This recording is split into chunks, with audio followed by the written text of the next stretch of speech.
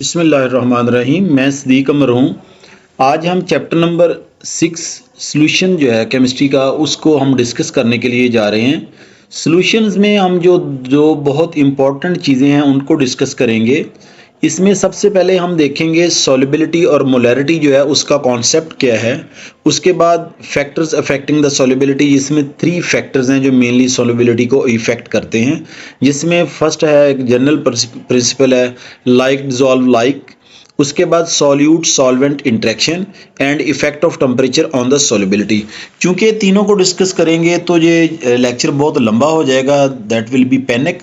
सो हम जो last topic है effect of solubility on the effect of temperature on the solubility, इसको जो है वो हम नेक्स्ट लेक्चर में डिस्कस करेंगे। सबसे पहले अगर हम देखें कि सॉल्युबिलिटी क्या होता है तो उसमें हम मुख्तलिफ चीज़ों को डिस्कस करने के लिए जाएंगे। सबसे पहले हम इसके कॉन्सेप्ट की बात करते हैं सॉल्युबिलिटी के। सॉल्युबिलिटी के कॉन्सेप्ट में एक बात बहुत क्लियर है कि सॉल्युबिलिटी जो है उसका जो रिलेशन है वो डायरेक्टली है ग्राम्स के साथ। ठीक होगी बात, उसका डायरेक्ट रिलेशन है ग्राम्स के साथ। और अगर हम मोलैरिटी की बात करें तो मोलैरिटी का जो डायरेक्ट रिलेशनशिप है वो है मोल के साथ। फॉर एग्जांपल हम ये कहते हैं कि ये हमारे पास जो है वो एक बीकर है। मैं कॉन्सेप्ट ऑफ सॉल्युबिलिटी की बात करने लगा हूँ और इस बीकर के अंदर हमारे पास जो है वो क्या है, इस बीकर में हमारे पास सॉल्वेंट है और ये सॉल्वेंट फॉर एग्जांपल जो है वो वाटर है। ठीक है, ये सॉल्वेंट जो है वो हमारे पास क्या है, वाटर है। अगर हम इसकी बात करें ये वाटर की, तो हम ये कहते हैं कि ये वाटर जो है ये हमारे पास सॉल्वेंट है और ये कितना होगा, ये होगा हमारे पास 100 ग्राम्स। ये कितना होगा, 100 ग्राम होगा वाटर हमारे पास। और इस वाटर के अंदर जो है जितने ग्राम्स ऑफ सॉल्यूट जो है वो डिजॉल्व हो जाएंगे, दैट इज कॉल्ड सॉल्युबिलिटी। मैं फिर आपको बता दूं कि एक बीकर है, बीकर के अंदर जो है वो हमने लिया है सॉल्वेंट और उस सॉल्वेंट की क्वांटिटी कितनी है, 100 ग्राम्स। और उसके अंदर जितने ग्राम्स ऑफ सॉल्यूट जो है वो डिजॉल्व हो जाएंगे, दैट इज कॉल्ड सॉल्युबिलिटी। और इसकी जो है वो 2 कंडीशंस है। जो सबसे पहली कंडीशन ये है कि हम जो है वो सैचुरेटेड सॉल्यूशन जो है वो प्रिपेयर करने जा रहे हैं। ठीक होगी बात। और जो सेकंड कंडीशन है इसकी, सेकंड कंडीशन में हम ये देखेंगे कि इसके साथ जो है वो फिक्स टेम्परेचर होना चाहिए। मैं फिर रिपीट कर दूं कि सॉल्युबिलिटी ये है कि हमने जो है वो लिया सॉल्वेंट एक बीकर के अंदर, उसकी अमाउंट जो थी वो 100 ग्राम थी और उसके अंदर जो है वो हमने सॉल्यूट के जितने ग्राम डिजॉल्व किए, दैट इज कॉल्ड सॉल्युबिलिटी। लेकिन इसकी कंडीशन क्या है, इसकी कंडीशन ये है कि इसके लिए फिक्स टेम्परेचर या पर्टिकुलर टेम्परेचर होना चाहिए और आप सैचुरेटेड सॉल्यूशन जो है वो प्रिपेयर कर रहे हैं। देखें, अगर हम सॉल्यूट और सॉल्वेंट दोनों को देखें तो उनकी अमाउंट जो है वो ग्राम्स के अंदर है। अगर हम मोलैरिटी की बात करें तो इसी तरह ये हमारे पास बीकर है और बीकर के अंदर जो है उसी तरह हमारे पास जो है वो सॉल्वेंट है और ये सॉल्वेंट कितना है, 1 डेसीमीटर क्यूब है। ये सॉल्वेंट कितना है, 1 डेसीमीटर क्यूब होगा। और इस सॉल्वेंट के अंदर जितने नंबर ऑफ मोल सॉल्वेंट के डिजॉल्व हो जाएंगे वो क्या कहलाएगी, मोलैरिटी।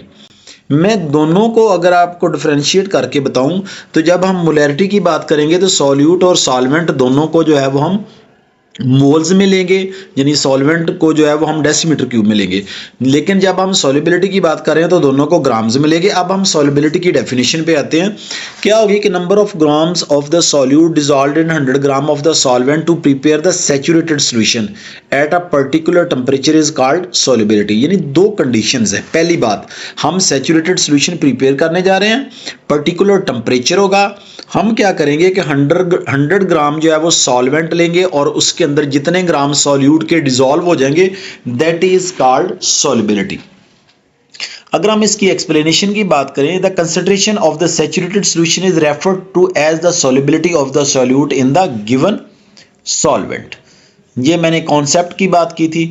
अगर हम इनके फैक्टर्स की बात करें, पहले भी बात हो चुकी है, there are the 3 factors. Number 1 like dissolve like, that is the general principle. Next one is solute solvent interaction, and the third and most important one is the effect of the temperature and effect of the temperature on the solubility. Dear students, ये question जो है वो examination point of view से national और international level पे जो है वो much more important, matric level पे भी, ओ लेवल पे भी, एंड इसी तरह सिमिलरली जो है वो ए लेवल के ऊपर भी। सबसे पहले हम बात करेंगे लाइक डिजॉल्व लाइक की। अगर हम लाइक डिजॉल्व लाइक की बात करें तो उसमें बेसिकली हम 3 ट्रेंड जो है वो सेट कर रहे हैं, number 1, number 2 and number 3। Number 1 की बात करें तो पोलर एंड पोलर मिलेंगे तो ये सॉल्युबल होंगे।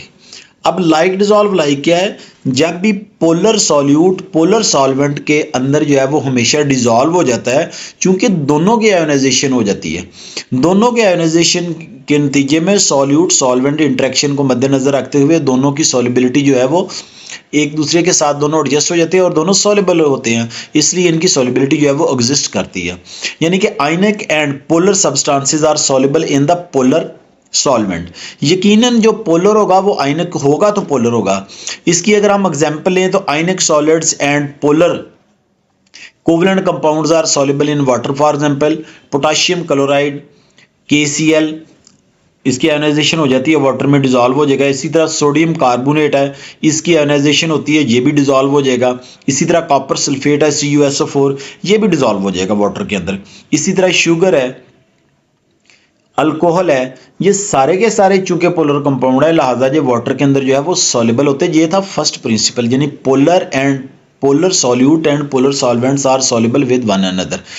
जब हम दूसरी बात करें तो सेकंड में क्या है कि अगर आपके पास एक चीज नॉन पोलर हो और दूसरी पोलर हो तो वो सॉल्युबल नहीं होंगे, यानी कि वो दोनों का सॉल्यूट सॉल्वेंट इंटरेक्शन बन ही नहीं सकता। जैसे non polar substances are not soluble in the polar solvents, that is correct.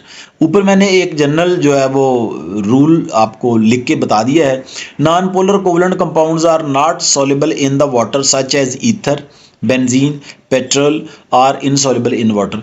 देखें, अगर हम ईथर की बात करें तो ये क्या है, नॉन पोलर है।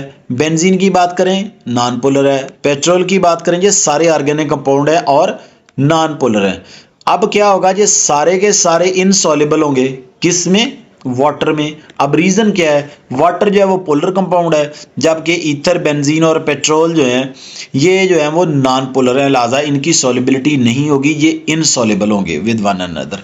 अगर हम नेक्स्ट बात करें, थर्ड रूल जो है, थर्ड रूल यह है कि नॉन पोलर इंटरेक्शन की बात की गई है कि जब सॉल्यूट भी नॉन पोलर होगा और सॉल्वेंट भी नॉन पोलर होगा तो ये एक दूसरे के अंदर जो है वो सॉल्युबल होंगे। ये देखिए मैंने इसको भी जो है वो डिनोट कर दिया है कि नॉन पोलर जो होते हैं वो सॉल्युबल होते हैं। Non polar covalent substances are soluble in the non polar solvents.